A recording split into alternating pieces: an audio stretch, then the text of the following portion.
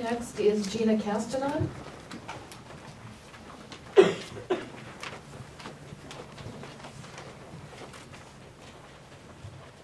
Evening, council, mayor, staff, and members of the community. I agree with you, Scott, that it was a media hype, but you contributed to that with your comments in the paper.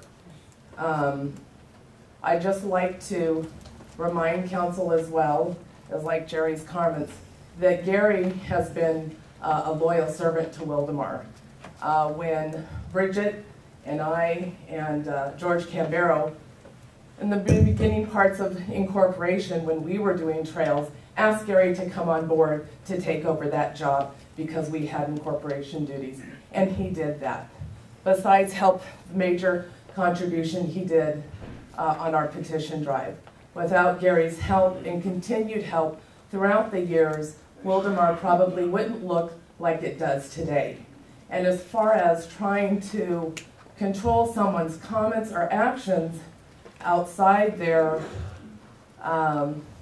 authority is a very slippery slope that I don't think this council should start on. And the workshop is a really good idea, but what you should have done was pulled this from the agenda at the beginning to stop all the media hype that had continued, that started from you, Scott. So you need to take responsibility of what happened in the community and where we're at tonight. And I hope when you do this workshop that you understand or what procedures are going to be in place for violations. Somewhat like when you make your policies with the norming procedures, where you put a moratorium on fundraisers, but then you do a fundraiser yourself. So you better be careful exactly what you put in place for our procedures and policies, and then follow them once you make them. Thank you, Jim. Amber? Next up is Gerald Paul.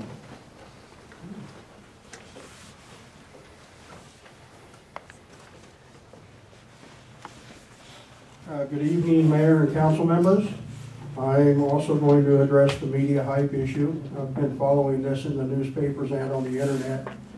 And it's in regards to the Gary Andrade issue. From what I gather, the whole issue has come about due to the Cornerstone project. And, or maybe not the whole thing. I mean, I'm not privy to everything that's going on. But he was hired as the commissioner or the head of that king because of his experience. And it seems that because he doesn't agree with some of the council members, that's what's caused the problem. And you know, if all you guys want is yes men, then get rid of the whole commission and do the job yourselves. You need somebody that's going to stand up and disagree once in a while. You don't need a bunch of yes men to surround you. That's why I have all the respect in the world for Cheryl A, because she does stand up and present her questions.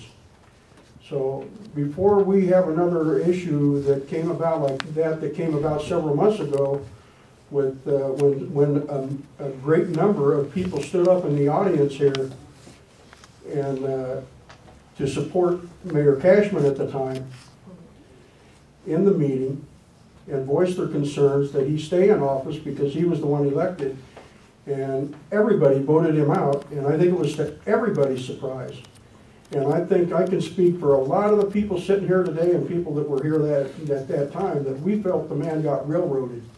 And I don't want to see that happen again, because I think you guys are looking at another election down the road that isn't going to be too pleasant.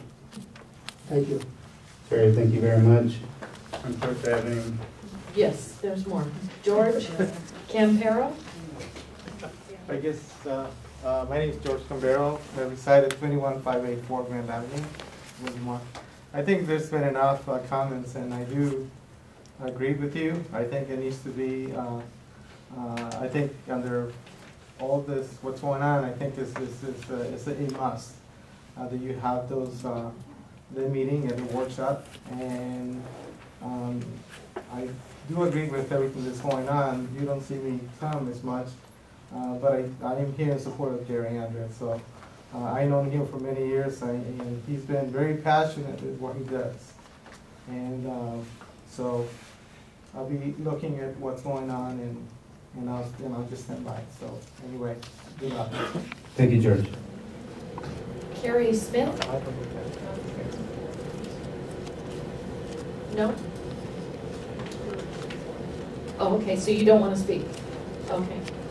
And Mr. Mann, you had 3.1 down? I'm sorry, it should be 3.2 and 3.3. And 3.3, okay. Then that's all the speakers, okay? I do have a comment. Please. I'd like to say that, in reply to your comments, Scott, the media furor and resultant other furor within the community, if you will, did not come about for no reason. I mean, there were comments made to staff, to council members, and it didn't come out of thin air. The concerns did not come out of thin air.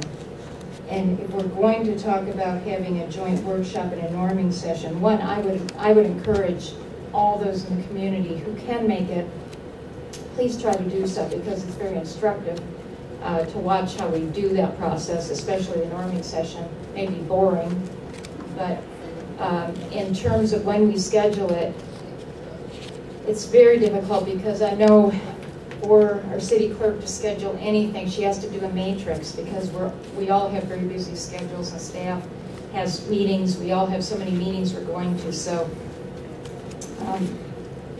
maybe in the evening would be better for the community. I don't know, for them to attend, because most people work during the day. But in terms of norming, I think it would behoove certain members to follow the current norming procedures that we've all agreed on before we create. I mean, we did commit to follow them, and some haven't.